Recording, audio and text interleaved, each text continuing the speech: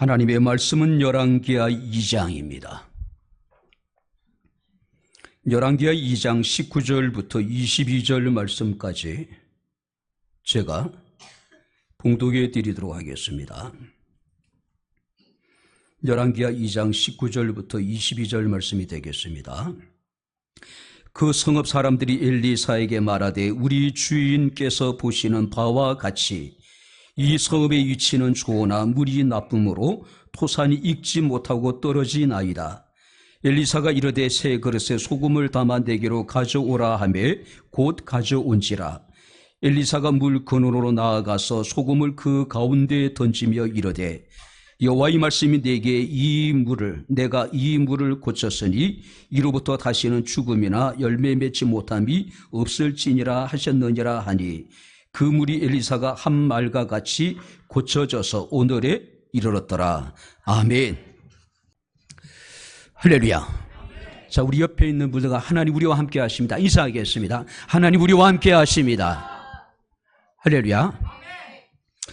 나이가 많고 목회자로서의 스스로 생각하기를 능력이 없다고 생각하셨던 이제 어느 목사님이 이제 목회하고 있던 교회에서 이제 사임을 하고 이제 마지막 목회지로 그 시골의 작은 교회로 이렇게 이제 부임을 해 갔습니다.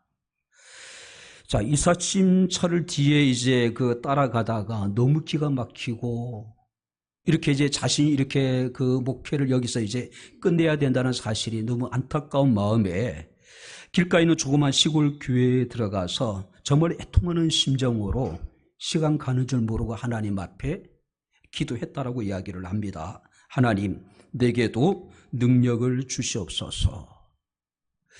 자, 그런데 하나님께서 기도하는 도중에 그에게 새로운 힘을 주셨습니다. 그는 새로 부임한 시골 교회에 가서 행한 첫 번째 설교에서 정말로 힘있게 하나님 말씀을 선포하게 됩니다. 자, 어느 정도 이제 새로운 목회자에 대해서 정보를 가지고 있던 교인들 입장에서는 그야말로 충격이었습니다. 그래서 예배를 마치고 교인들이 이르기를 마른 막대기에 불이 붙었다. 자, 누가 마른 막대기에 불을 붙였습니까? 하나님이 아니셨을까요? 지난주 화요일 날 파주 지역에 이제 그 홀사모님들을 모시고 교회에서 여러분들이 위로회를 가졌습니다. 백향목교회 성도들이 백향목교회 설립 32주년 그 감사 헌금을 하나님 앞에 기쁨으로 드렸고 그 헌금 800만 원을 가지고 행사를 진행을 했습니다. 자, 대부분 사모님들이 아픔을 가지고 있고 참 말할 수 없는 그런 그 고통도 가지고 계신 분들. 그러니까 이제 행사를 마치고 난 다음에 이분들이 이제 제게 문자를 보내왔습니다. 그 문자 몇 개를 여러분들에게 소개해 드리도록 하겠습니다. 이번 행사를 통해서 자기 자신을 돌아보았다. 그리고 누구도 돌보지 않는 일들을 백향목교회가 했다. 총회도, 노회도, 시찰에도, 큰 교회도 누구도 자신들을 생각해 주지 않았다. 또 어떤 목사님은 이제 제가 전화를 하셨습니다. 제게 전화를 했어요. 그러니까 그 교회에 출석하고 있는 원로 목사님 사모님이 이제 위로회를 마치고 돌아가서 목사님에게 이제 그 위로회에 대해서 많은 이야기를 하신 것 같아요. 고맙습니다. 꼭 목사님을 찾아뵙고 인사를 드리고 싶습니다. 또 어떤 사모님은 넘치는 섬김과 사랑에 감사합니다.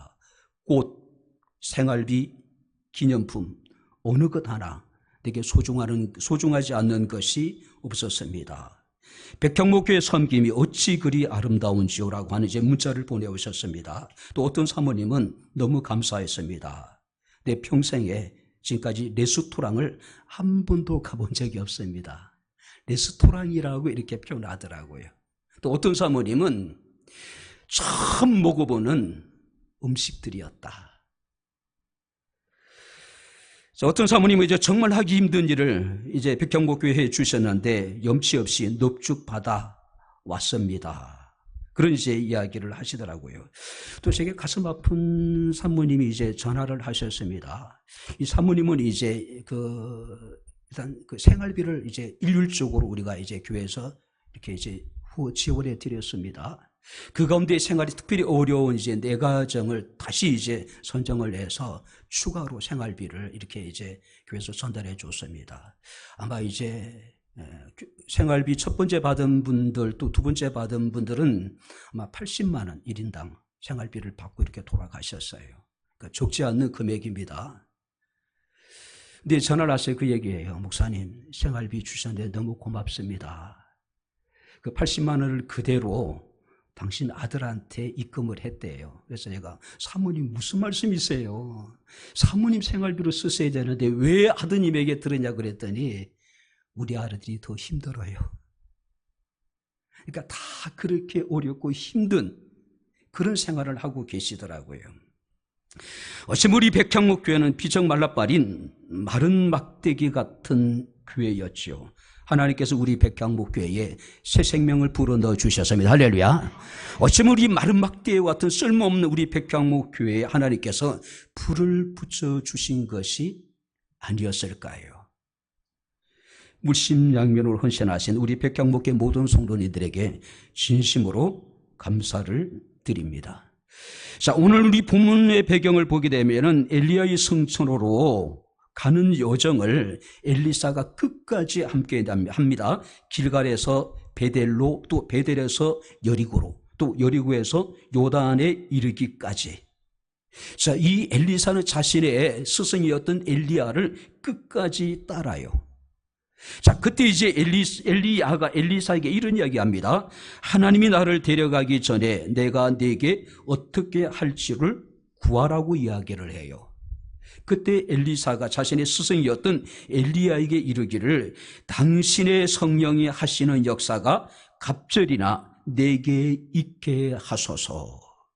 엘리야는 위대한 선지자였잖아요. 그런데 엘리사는 자신의 스승이었던 위대한 선지자 엘리야의 갑절에 하나님의 능력을 구하게 됩니다.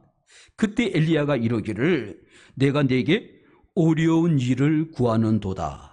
하나님이 나를 불러가시는 장면을 보게 되면은 그 일이 내게 이루어지게 될 것이라고 대답을 했어요. 자, 엘리야가 엘리사에게 이르기를 내가 네게 어려운 것을 구했다. 왜냐하면 엘리야는 능력 많은 위대한 선지자임에도 불구하고 엘리사에게 갑절의 능력을 줄 수 있는 능력이 그에게는 없었기 때문에 그래요. 자, 엘리야 선지자는 자신의 한계를 인정합니다. 그리고 하나님의 능력은 절대적인 하나님의 주권에 있음을 고백하고 있습니다. 자, 결국 하나님께서는 엘리사에게 엘리야가 해오리 바람을 타고 하늘에 승천하는 장면을 보게 하십니다. 결국 엘리사의 소원이 이루어졌다는 이야기가 되겠죠. 자, 이 엘리야가 승천하면서 이제 그 겉옷을 떨어뜨리게 됩니다. 이 엘리사는 자신의 스승이 떨어뜨린 그 겉옷을 쥐고 자기 스승이 했던 것처럼 그 옷으로 요단강을 이리저리 내리치게 됩니다. 그랬더니 요단강이 둘로 완전히 갈라지게 돼요. 그리고 갈라진 그 요단강을 이 엘리사는 건너와서 여리고라고 하는 지역에 이르게 됩니다. 자, 근데 우리가 이제 19절 말씀을 보게 되면은 그가 여리고에 이르게 되었을 때에 그 성읍 사람들이 엘리사에게 말하되 우리 주인께서 보시는 바와 같이 이 성읍의 이치는 좋으나 물이 나쁨으로 토산이 익지 못하고 떨어지나이다. 자, 여기서 그 성읍이라고 하는 것은 바로 여리고를 이야기하고 있습니다. 자, 그런데 여리고 사람들이 엘리사에게 이 여리고에 대해서 세 가지를 이야기를 합니다. 첫 번째는 뭐냐면은 성읍의 위치가 아름답다. 무슨 얘기냐면은 성읍의 터가 참 좋다. 그죠? 자, 유대 산지로부터 저지대로 흘러내리는 강이 있었습니다. 넓은 광야가 있었습니다. 종려나무와 무화과나무가 굉장히 풍부했습니다.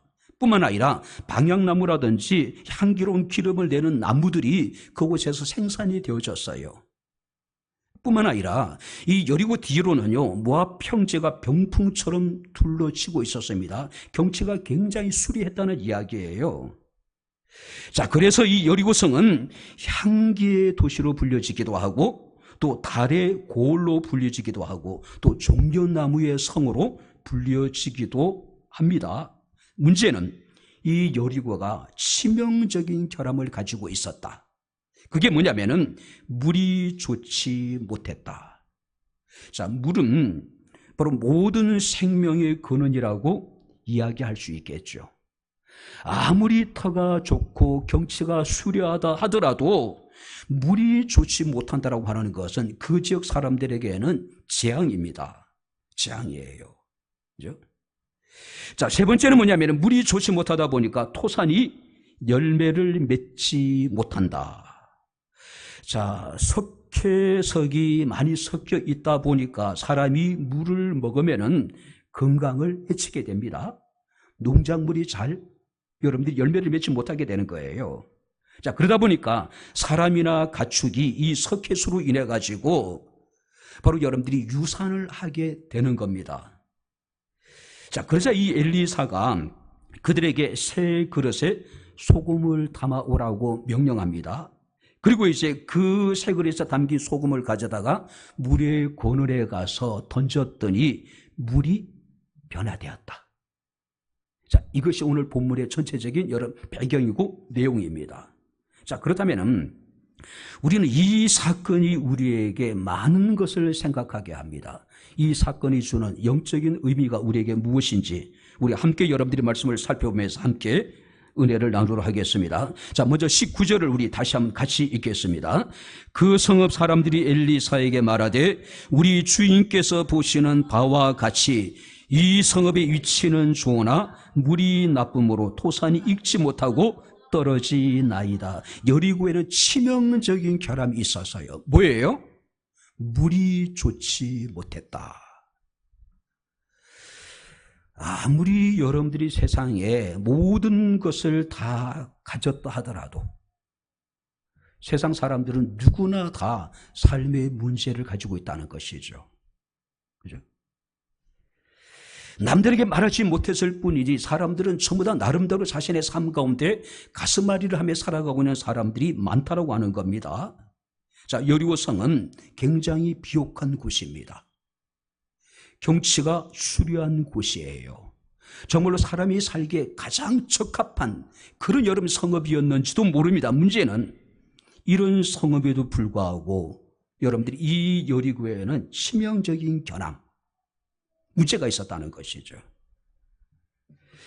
이 성읍의 위치는 좋다. 그러나 물이 나쁨으로 토산이 익지 못하고 떨어지나이다. 그러니까 지정학적으로 굉장히 이제 탁월한 지역이란 이야기예요. 실제적으로 전 세계 가장 오래된 도시 가운데 하나가 어디냐면 바로 이 여리고예요.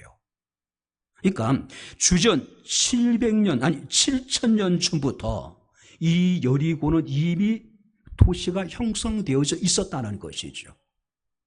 자, 그런데 언제부터인지 이 여리고의 물이 이상한 거예요.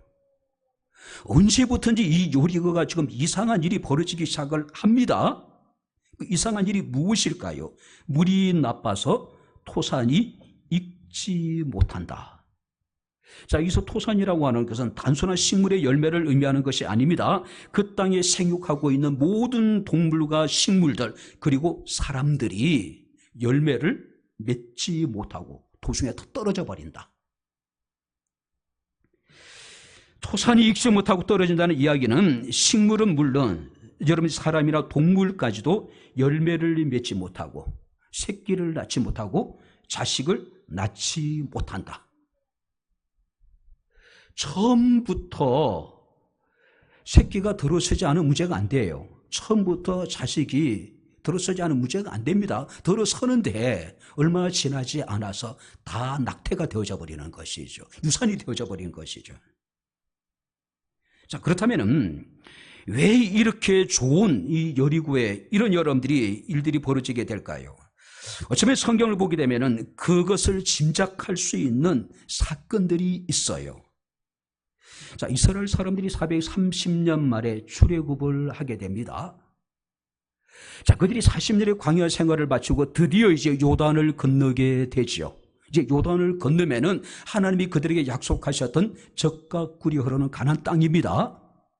근데 이 요단을 건너자마자 제일 먼저 맞닥뜨리게 되는 성읍이 누구냐면은 바로 이 여리고 성읍이에요. 이 여리고 성읍은 가나안의 관문이라고 불려지는 성읍이었습니다. 자, 그런데 너무나도 견고해요. 자, 430년 동안의 노예 생활 그리고 40년의 광야 생활 속에서 지쳐있는 이스라엘 사람들은 물리적인 힘으로 그 성읍을 정복한다는 것은 현실적으로 불가능한 상황이었어요. 그때 하나님께서는 여호수아에게 여러분들이 이해할 수 없는 명령을 내립니다. 어떤 명령이었습니까? 우리가 잘 알고 있듯이 온 백성들이 함께 하루에 한 바퀴씩 여리고 성을 돌아라. 그리고 7일째에 되는 날은 7바퀴를 돌고 제사장이 양강나팔 소리를 높이 불 때에 그들이 큰 소리를 외치라고 이야기를 해요. 근데 어떤 일이 벌어지게 됩니까? 여리고 성이 무너지는 놀라운 기적이 벌어지게 됩니다. 자, 이렇게 정복된 여리고에 대해서 여호수아가 이런 명령을 내립니다. 여호수아서 6장 26절에 여호수아가 그때 맹세하게 하여 이르되 누구든지 일어나서 이 여리고 성을 건축하는 자는 여호와 앞에서 저주를 받을 것이라. 그 기초를 쌓을 때 그의 맏아들을 잃을 것이요 그 문을 세울 때 그의 막내 아들을 잃어버리게 될 것이다. 한마디로 여호수아가 여리고를 저주하게 됩니다. 여리고는 저주의 도시가 되어져 버린 거예요. 자, 그렇다고 여러분들이 농사를 짓지 못하는 건 아닙니다. 양을 칠 수 없는 그런 지역은 아니에요. 일상생활하는 데는 전혀 문제가 되지 않았습니다. 하나님이 여호수아를 통해서 경계하신 것은 성읍을 건축하지 말아라. 성벽은 건축하지 말아라. 그러니까 여리고에 사람이 살 수는 있었어요. 근데 성을 쌓지 말라는 이야기예요. 근데 이 명령이 있은 이후에 약 560년 후에 북이스라엘의 아합 왕 때에 베델 사람 히엘이라고 하는 사람이 여리고 성을 쌓기 시작을 해요. 그랬더니 그 성의 기초를 쌓을 때 맏아들 아비라함이 죽게 되고 그 문을 달게 되었을 때 막내 아들 셋굽이라고 하는 사람이 죽어요. 그러니까 이 일이 바로 지금 이 본문이 일어나기 전, 이 본문의 사건이 일어나기 전 아마 50년 정도 전에 일어났던 사건입니다. 아마 그때부터 여리고 성에 심각한 물로 인한 여러분들이 어려움이 찾아온 것 같아요. 그러니까 여호수아가 여리고를 정복하고 난 이후에 최소한 560년 동안은 사람들이 여리고 성을 건축하지 않았던 것 같습니다. 그러니까 여리고에 사는 사람들이 생활에는 불편이 없었어요. 그런데 성을 건축하고 난 이후에 여리고의 물이 변하기 시작한 겁니다. 물이 나빠서 바로 여러분들이 토산이 열매를 맺지 못한 일이 지금 벌어지게 되었다는 것이죠. 자, 그렇다면 여기서 구체적으로 성경에서 왜 물이 나빠졌는지에 관한 이유는 설명하지 않습니다. 아마 이때부터 그 지역의 물이 좋지 않게 된 것이 아니었을까. 우리가 그렇게 추측해 볼 수가 있는 것이죠. 언제부터일까요? 하나님의 명령에 불순종할 때. 근데 여호수아가 명령하고 난 다음에 560년이라면은 우리나라 지금 연대기 표를 가지고 계산해 보면은 조선의 초기 세조 때 그때 여호수아가 우리에게 얘기한 것을 지금 2026년에 이스라엘 사람들이 명령을 어긴 거예요. 560년 만에. 그러니까 대단하잖아요. 그죠? 어찌됐든 간에 하나님의 명령에 그들이 불순종했을 때부터 여리고 성의 물이 나빠지기 시작했다는 것이죠. 자, 그렇다면 이 여리고의 사람들은 어떻게 했을까요? 그냥 여러분 자신의 운명이라고 생각하고 어쩔 수 없다고 생각하고 체념하고 포기했을까요? 안 그랬다는 것이죠. 자, 19절을 우리 다시 한번 같이 읽겠습니다. 그 성읍 사람들이 엘리사에게 말하되 우리 주인께서 보시는 바와 같이 이 성읍의 위치는 좋으나 물이 나쁨으로 토산이 익지 못하고 떨어지나이다. 물은 농사할 뿐만 아니라 사람이 살아가는 데서 가장 중요하죠. 생명의 원천이라고 이야기를 하잖아요. 여러분들이 세계, 여러분들이 문명들은 다 강을 중심으로 여러분들이 건설되어져 있습니다. 지금 우리 사회에 반도체 공장의 부지에 대해서 말들이 참 많잖아요. 그죠? 가장 중요한 요소 가운데 하나가 뭐냐면 물이에요. 여러분들이 예나 지금이나 도시가 건설되기 위해서 가장 중요한 요소가 뭐냐면 이 물이라고 하는 겁니다. 물이에요. 그죠? 자, 그런데 여러분들이 여리고 사람들에게는 물이 문제가 된 겁니다. 그 좋았던 물이 나쁜 물로 변해버린 거예요. 자, 물이 나빠졌다고 해가지고 무슨 독이 생기거나 사람들이 먹고 여러분들이 이렇게 병을 앓을 정도, 그런 정도는 아니었던 것 같습니다. 아마 물맛이 변한 것 같고, 물이 아마 생명력을 잃어버린 것 같고, 물이 좋지 못하다 보니까 농산물이 제대로 익지 못하고 떨어지기도 했고, 또 사람이나 짐승들이 생육하는 과정에 있어서 엄청난 지장을 주게 되었던 것 같습니다. 아마 처음에는 이 여리고 사람들이요, 이런 문제들이 수질의 문제라고 생각하지 않았을 겁니다. 근데 나중에 보니까 이게 수질의 문제예요. 근데 문제는 뭐냐면은 수질의 문제라고 하는 사실을 깨달았지만 해결할 수 있는 방법이 없어요. 그리고 그들은 아마 50년 이상 그렇게 살아왔던 것 같습니다. 자, 그런데 엘리사 선지자가 여리고를 방문하는 그 순간에 그들은 엘리사에게 이르기를, 바로 여러분들이 그 성읍 사람들이 엘리사에게 말했다. 위치는 좋은데 물이 나빠서 토산이 열매를 맺지 못한다, 익지 못한다, 이야기를 한 거예요. 그죠? 엘리사는 수질 전문가가 아니잖아요. 그죠? 오염된 물을 변화시키고 물의 권원을 바꿀 수 있는 것은 어쩌면 상식으로 생각해 봤을 때에 엘리사가 할 수 있는 일이 아닙니다. 자, 그래도 불구하고 그들은 자신의 문제를 가지고 하나님의 사람 엘리사를 찾았다는 것이죠. 어쩌면 여러분들이 그들이 엘리사를 믿었다기보다는 엘리사 뒤에 역사하시는 하나님을 믿은 것이 아니었을까요? 하나님의 능력을 신뢰한 것이 아닐까요? 우리는 삶에 여러 가지 많은 문제를 안고 살아가고 있습니다. 우리의 삶의 문제를 해결해 줄 수 있는 수많은 전문가들이 있습니다. 그런데 문제는 그 전문가들이 우리의 삶의 근본적인 문제를 해결해 줄 수 있느냐? 그건 아니라는 것이죠. 다양한 분야의 다양한 전문가가 있지만은 그들이 우리 인생에게 근본적인 문제를 그들이 해결해 주지 않는다는 것이죠. 오직 우리 인생의 가장 근본적인 문제는 바로 궁극적으로 하나님만이 할 수 있다는 사실을 믿으시길 주의 이름으로 축원합니다. 바로 이 여리고 사람들이 엘리사를 찾아왔다는 것은 그런 의미가 아닐까요? 이 물을 고쳐줄 수 있는 분은 누구도 없다. 어떤 방법으로도 안 된다는 걸 알고 있었어요.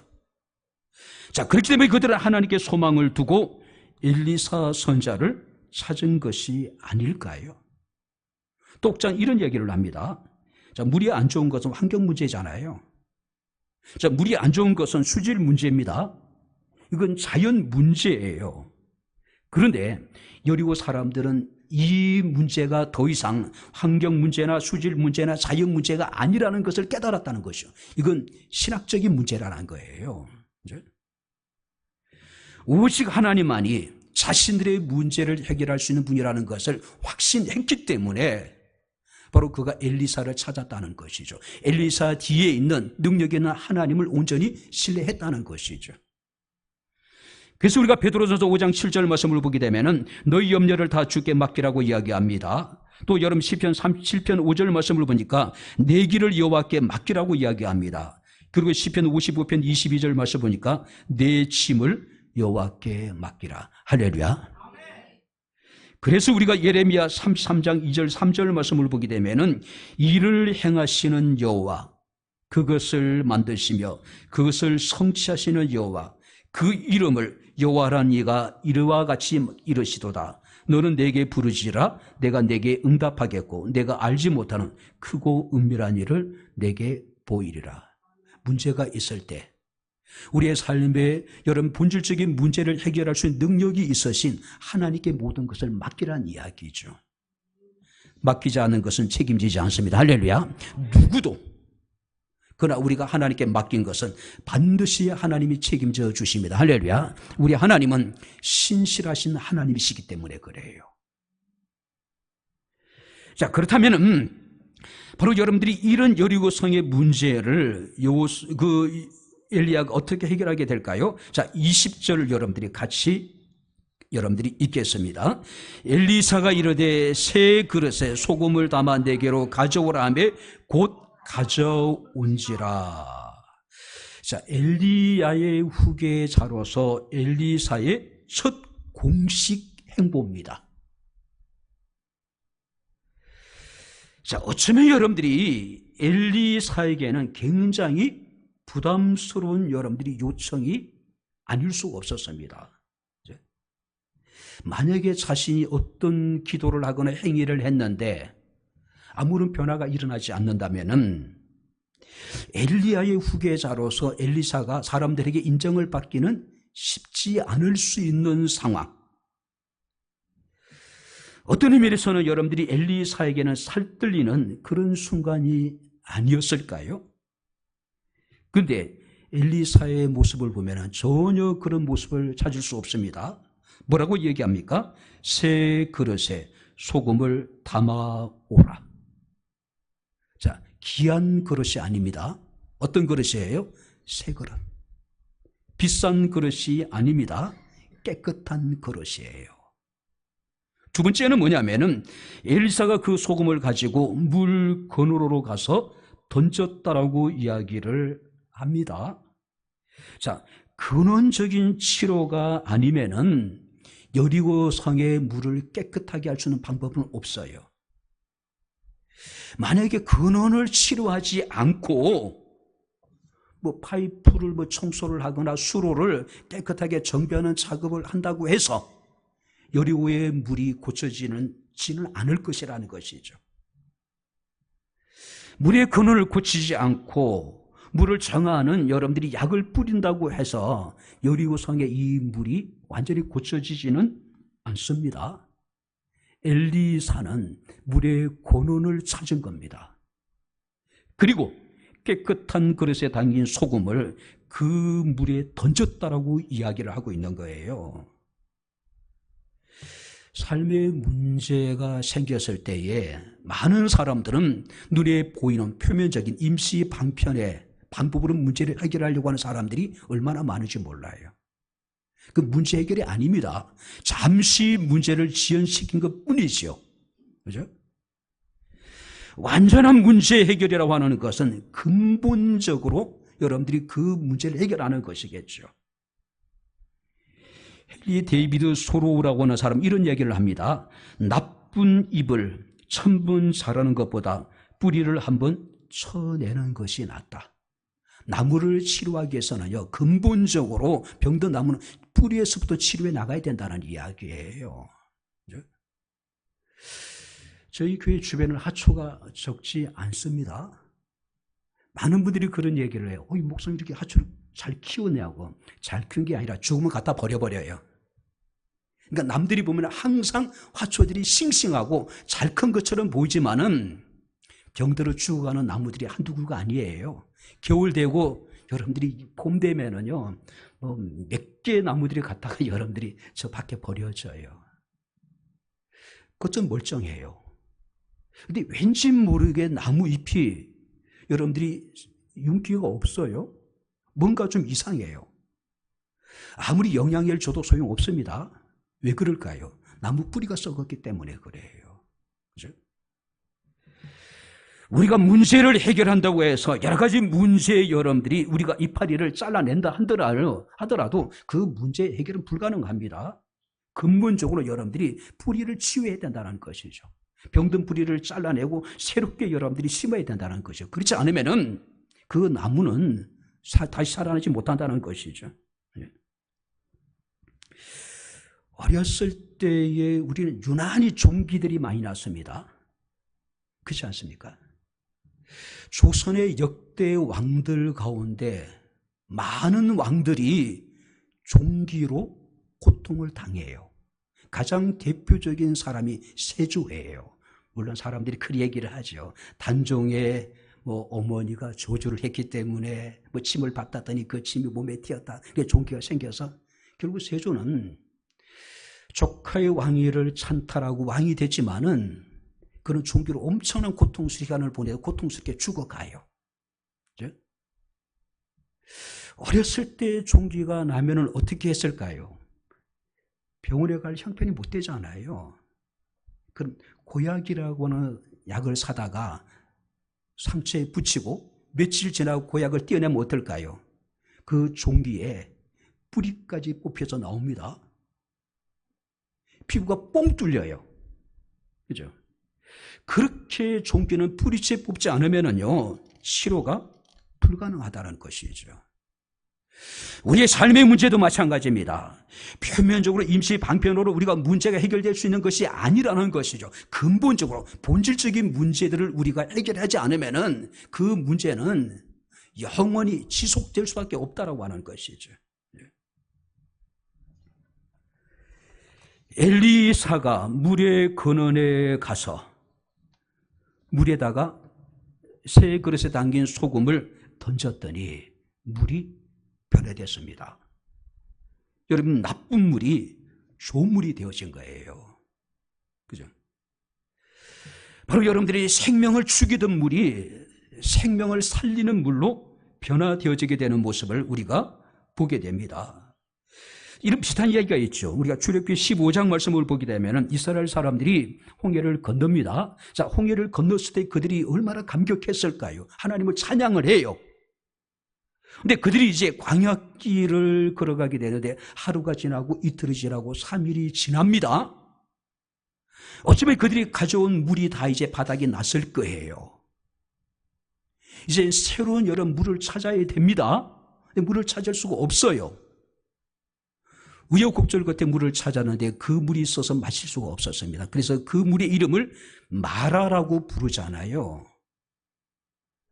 그때 하나님께서 모세에게 명하시기를 나뭇가지를 지정해 주시면서 그 나뭇가지를 물에 던지라고 합니다. 모세가 물에 던졌더니 그 마라의 쓴물이 단물로 변화되게 되잖아요. 그죠? 예수께서 가나에서 행하신 첫 번째 기적이 뭡니까?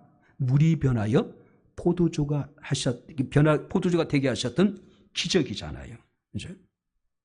바로 엘리사는 근본적으로 이 여리고성의 물을 고치기를 원했던 것이죠.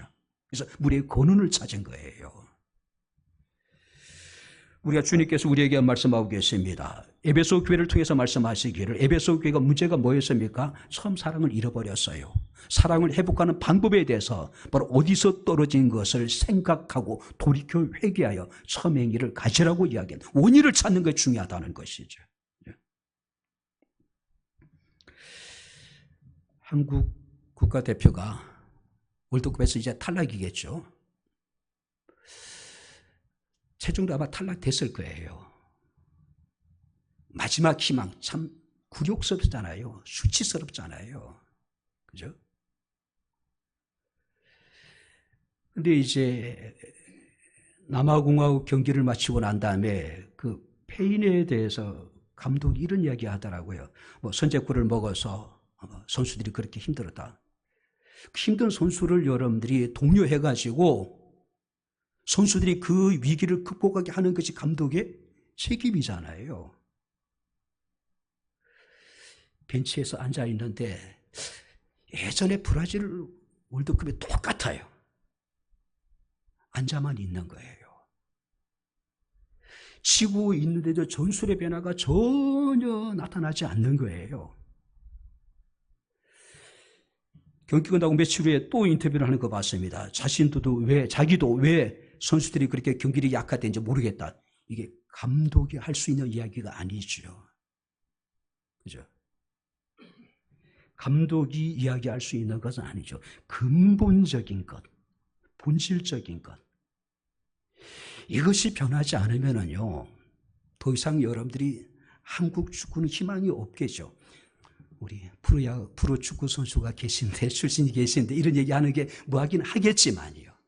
그죠? 정말로 무책임하고 무능력하고 무기력한 그런 여러분들이 한국 국가대표 축구 감독의 모습, 이게 남을 여러분들이 비방하는 게 아닙니다. 우리의 현실이에요. 그죠? 오늘 여기 보니까 본질적인 겁니다. 근본적인 게 국민들은 알고 있었어요. 축구 팬들은 알고 있었는데 축구 협회만 모르고 감독만 모르고 있는 것이죠. 그죠? 근데 여기서 우리가 생각해 봐야 될 것은 새 그릇과 소금. 뭐 영적인 여러 가지 의미가 있겠지만 저는 이것을 언급하지 않겠습니다.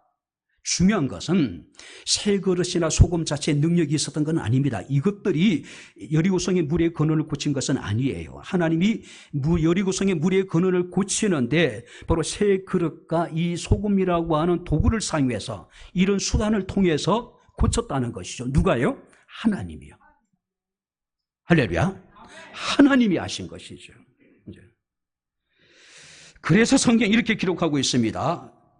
엘리야가 여호와의 말씀이 내가 이 물을 고쳤으니 이로 쫓아 다시는 죽음이나 토산이 익지 못하고 떨어짐이 없을 것이다. 무슨 얘기냐면은 이미 하나님의 말씀이 엘리야에게 임했다는 이야기죠. 그리고 엘리야는 하나님의 말씀대로 그대로 순종했더니 결국 여리고성의 그 나쁜 물이 좋은 물로 바뀌었다는 이야기겠죠. 자, 근데 성경이 이렇게 기록하고 있습니다. 그 물이 엘리사가 한 말과 같이 고쳐져서 오늘에 이르렀더라. 자, 오늘에 이르렀다는 이야기는 이 열왕기 상하가 역사서가 다 완전히 최종 편집되던 해까지, 언제냐면은 아마 주전 550년대까지 그 물이 계속해서 고쳐져 깨끗했다. 2500년이 지난 오늘날에도 그 샘은 바로 여리고 사람들에게 엘리사의 샘물로 불려지고 있습니다. 엘리사의 샘물. 그 지역을 살리는 풍성한 여러분들이 샘이 되고 있는 겁니다. 그 지역의 생명수가 되고 있는 거예요.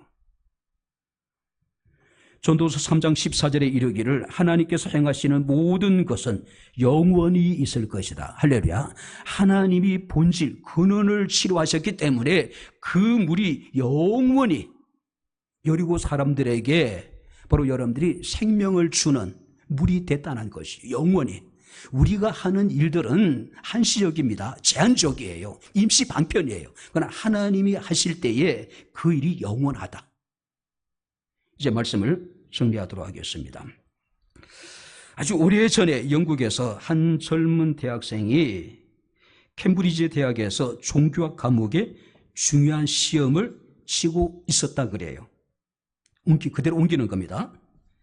그날 시험지의 문제는 이렇습니다. 물을 포도주로 바꾼 예수 그리스도의 기적에 담긴 종교적이고 영적인 의미에 대해서 서술을 하라. 자, 그 같은 교실에 있는 대학생들은 정말로 열심히 머리를 짜내가지고 자신이 나름대로 생각하고 있는 바를 길게 여러분들 답을 씁니다. 근데 학생 하나는요, 2시간이 넘도록 멍하니 우두커니 그냥 앉아만 있는 겁니다. 자, 시험 시간이 거의 끝났음에도 불구하고 이 학생은 한 글자도 쓰지 않아요. 그때 시험 감독관이 학생에게 다가와서 이런 이야기를 합니다. 답안지를 걷기 전에 어서 무슨 내용이든지 쓰라고 재촉을 해요.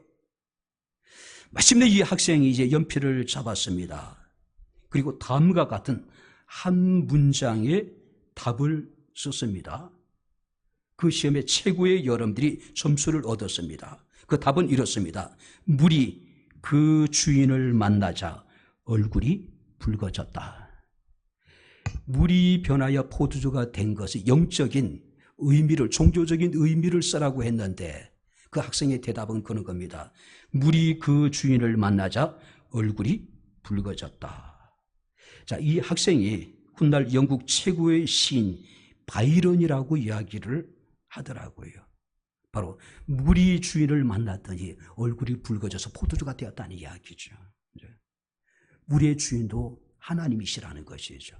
그렇기 때문에 하나님께서 여리고성의 물의 권원을 고치셨고 그 쓸모없는 나쁜 물을 좋은 물로, 생명을 살리는 물로 하나님이 변화시키셨다라고 하는 사실입니다. 하나님이 우리를 치료하시기를 원하십니다. 그 하나님은 우리의 삶을, 여러분 우리의 가정을, 우리 교회를, 우리 사회를 치료하기를 원하시는 하나님이십니다. 하나님의 치료는 근본을 치료하는 겁니다. 근원을 치료하는 거예요. 바로 재앙이 번영으로 바뀌어지게 될 것이고 불황이 호황으로, 또 가난이 부요로, 고난이 영광으로, 실패가 승리로 변화되게 되지 않을까요? 이런 은혜가 우리 삶 가운데, 우리의 가정 속에, 우리 백향목 교회 가운데, 이 나라 이 민족 가운데 함께 할 수 있기를 주의 이름으로 축원합니다. 기도하겠습니다. 주신 나의 아버지 하나님, 우리 아버지 하나님의 은혜와 사랑을 진심으로 감사를 드립니다. 우리는 삶의 문제를 안고 살아갑니다. 아파하고 힘들어하고 괴로워하고 낙심하고 좌절하고 절망할 때가 얼마나 많은지 모릅니다. 세상적인 임시 방편의 해결책이 아니라 근본적인 참으로 문제 해결할 수 있는 능력을 가지신 주님만을 바라보게 하시고 주님만을 온전히 신뢰할 수 있는 저희가 되게 하옵소서. 예수님 이름으로 기도합나이다. 아멘. 이제는 우리 주 예수 그리스도의 은혜와 하나님의 크신 사랑과 성령님의 교통 교제내제 충만 역사 인도하심이 살아계신 하나님을 영과 진리로 예배한 주의 사랑하는 모든 성도들 머리머리 위에 저들의 가정과 직장과 사업장과 이 교회와 이 나라 이 민족 위에 지금부터 영원토록 함께 있을지어다. 아멘.